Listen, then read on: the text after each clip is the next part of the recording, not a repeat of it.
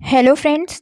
Media mature के YouTube channel the zero में एक बार फिर आप सभी का हार्दिक स्वागत है। आप देख रहे हैं अपना लोकप्रिय कार्यक्रम अगेंस्ट PACLL।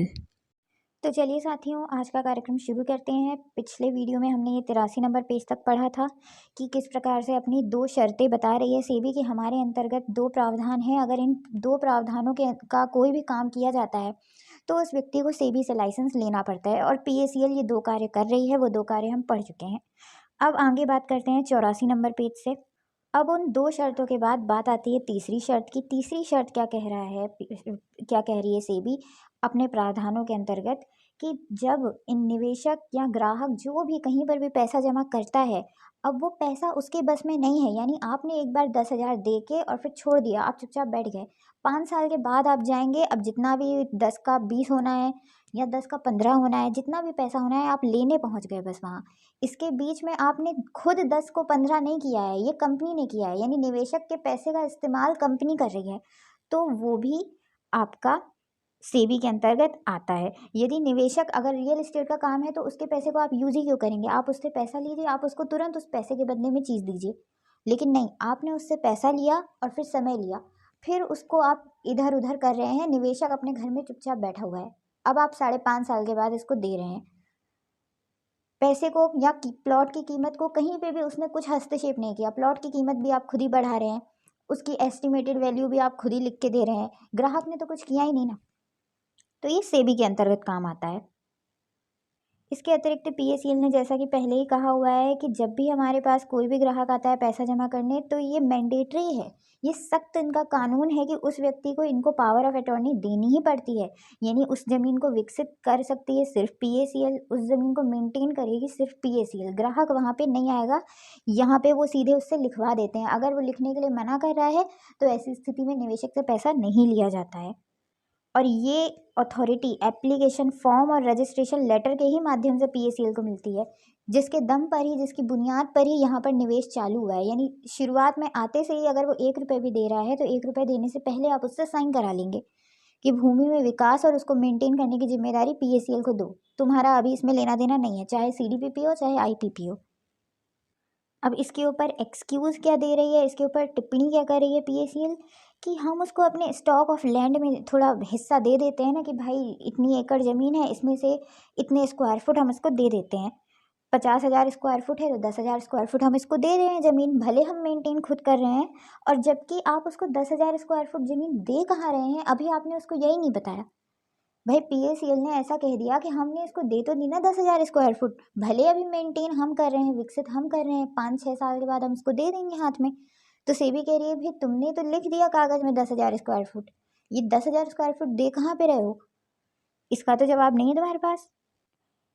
यानी कि स्कीम में जो भी पैसा लग रहा है उसको मैनेज PACL कर रही है, ग्राहक नहीं कर रहा है। वहाँ पे जिस भी भूमि की बात की जा रही है उस स्कीम के अंतर्गत, उस भूमि को भी PACL मैनेज कर रहा है। ग्राहक कहीं कुछ भी हस्तक्षेप नहीं कर रहा है, ना तो उसमें विकास करने जा रहा है, ना तो उसको मेंटेन करने जा रहा है, ना तो उसको देखने जा रहा है। क्योंकि निवेशक को 5.5 साल बीतने तक पता ही नहीं है कि उसका प्लॉट है कहाँ पर, तो वो क्या देखने जाएगा वहाँ पर। तो इससे ये तीसरी कंडीशन भी पूरी हो रही है। धारा 11A उपधारा 2 का की तीसरी शर्त, ये भी यहाँ पे पूरी हो रही है। अब बात करते हैं यहाँ इसकी चौथी और अंतिम शर्त की। भगवान करे इस शर्त के बाद पता चले कि बैन लगा है या नहीं लगा है भाई, अभी तक तो ये भी नहीं समझ में आ रहा है। तो ये अंतिम शर्त, और ये अपनी सारी शर्तें इसमें लिख करके शायद अपने दिमाग से उड़ा चुकी है, इसीलिए वहाँ प्लॉट अलॉट दिखा रही है। ऊपर बात हो रही थी मेंटेनेंस की और आपके विकास करने की। अब कान को वही जहाँ सीधा सीधा पकड़ा हुआ था, अब कान को उल्टा पकड़ के बोल रही है कि आप उसको कब्जा भी नहीं दे रहे हो।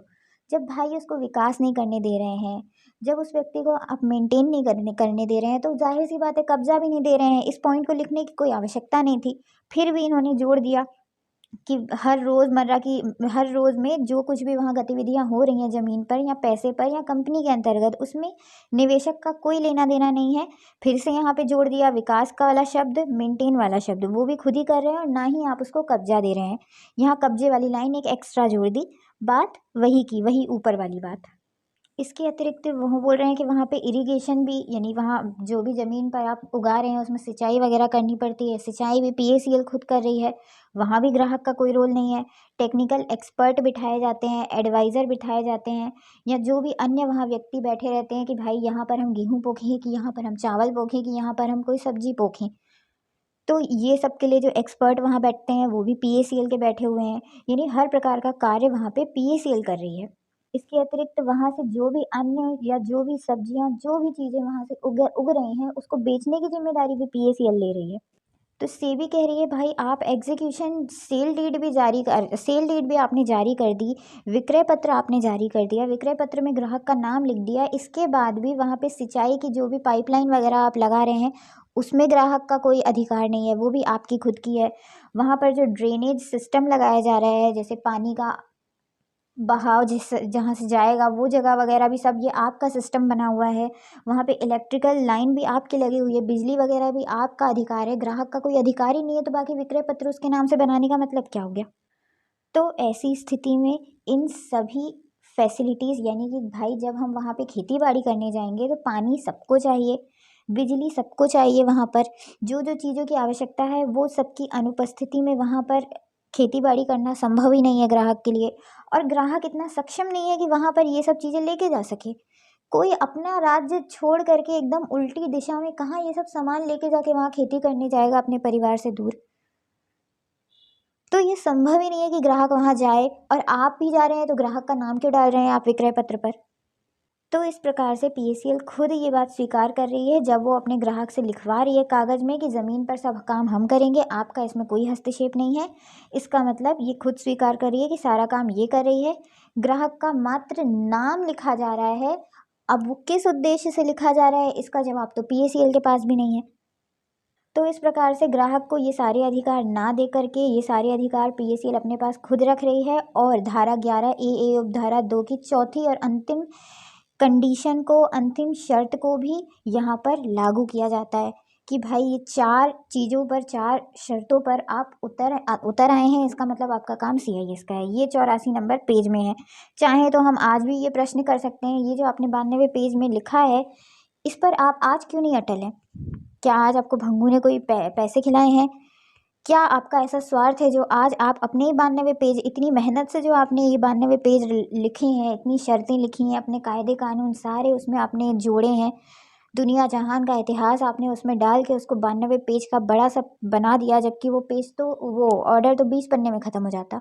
ये जो आपने इसको अतिरिक्त बढ़ाया है, क्या इस दिन के लिए बढ़ाया था आपने कि बैन लगने के 8 साल के बाद भी आप बोलें कि जिनका हमने प्लॉट अलॉट किया है उनका हमको समझना है थोड़ा सा, अभी उनका वेरीफाई करना है, अभी कंपनी ने इनको प्लॉट अलॉट किया है, हम इनको बाद में देखेंगे। क्यों देखोगे भाई बाद में? ये 92 पेज का ऑर्डर बाद में लिखते, पहले ये सब देख लेना चाहिए था। इतनी मेहनत करने की कोई ज़रूरत ही नहीं थी। हमारे 8 साल तो ऐसे ही बर्बाद कर दिया आपने। तो बाकी आप कार्य कब करेंगे? क्यों एआईएस संगठन ये ऑब्जेक्शन क्यों नहीं उठाता? 92 पेज का ऑर्डर लिखने से पहले आपको ये चीज़ देखनी चाहिए थी कि पीएसीएल किसको प्लॉट अलॉट कर रही है और किसको प्लॉट अलॉट नहीं कर रही है। जिसको वो प्लॉट अलॉट कर रही है उसकी जिम्मेदारी आप ले ही क्यों रहे हो? जिसको उसने प्लॉट अलॉट नहीं किया है, जिसको वो पैसा रिफंड कर रही है, आप उसकी जिम्मेदारी लो ना भाई। बाकी की जिम्मेदारियां वापस से ब्रांच खोल के, जिनको वो प्लॉट अलॉट कर ही रही है तो बैठो बिठाओ उनकी ब्रांचों को वापस से। यहाँ पर A to Z कोई जिम्मेदारी नहीं निभाई गई है, सिर्फ फ्रॉड किया गया है और सबके द्वारा फ्रॉड किया गया है। कोई एक व्यक्ति भी साफ सुथरा निर्मल यहाँ पर नहीं है, सबने कहीं कुछ ना कुछ उंगली की है। ये सबसे बड़ी चीज़ तो आपके सीनियरों ने आपसे ये छुपा करके की है, नहीं तो उसी समय सारा हो जाता यहाँ पर, अपना सब काम निपट जाता। सबसे बड़ी गलती इन लोगों ने ये ऑर्डर, गलती क्या चालाकी कर दी, गलती क्यों करेंगे वो लोग? गलती किए होते तो आज माफ़ी भी मांगते, मुंह उठा के बस अपनी गंदगी उगलनी है इनको। इसके अलावा ये भी चीज़ बहुत ध्यान देने वाली है, जितनी भी ब्रांचें बंद की गई थी, क्या हर एक ब्रांच में जो सामान था वो भी सेबी ने जब्त नहीं किया? बैंक अकाउंट फ्रीज बस करने से क्या होता है? सामान भी तो आपको जब्त करना पड़ेगा ना। जब सामान ही जब्त नहीं किया, ये सारा सामान ही हमको लगता है 15-20 करोड़ का रहा होगा, वो छोड़ दिया आपने, और फिर आप बोल रहे हैं एसेट्स।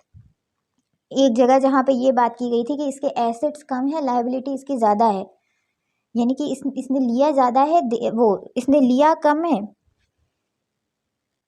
इसको देना ज़्यादा है, यानी इसके पास देने के लिए है ही नहीं अपनी प्रॉपर्टी।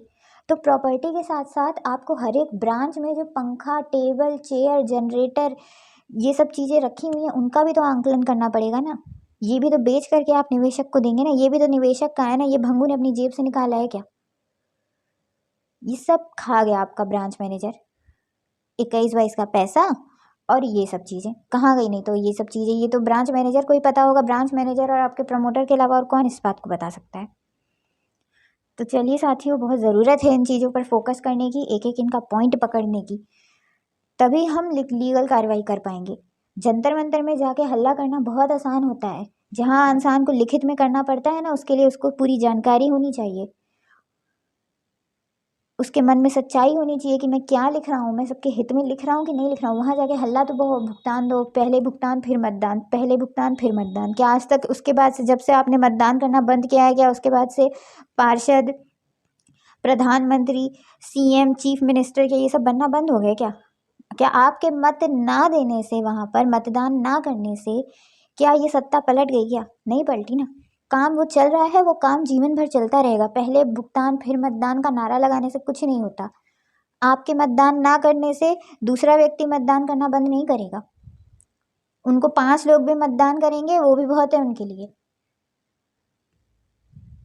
आप जा रहे हैं, नहीं जा रहे हैं मतदान देने, उनका उससे कोई लेना देना ही नहीं है। जब उनका इसी से लेना देना नहीं है कि लोग यहाँ परेशान हैं पैसों को लेकर के, और वो वहाँ पे मंदिर मस्जिद बस कर रहे हैं, तो ऐसे लोगों का आपके मतदान करने या ना करने से उन पर कोई प्रभाव नहीं पड़ेगा। सच्चाई यही है। ये लोकतांत्रिक देश अब सिर्फ नाम मात्र का है। वास्तव में अब यहाँ लोकतंत्र जैसी कोई भी क्वालिटी बची नहीं है, कोई गुण नहीं बचे अब यहाँ पर। तो चलिए साथियों, फिलहाल के लिए बहुत बहुत धन्यवाद। जय हिंद, जय भारत।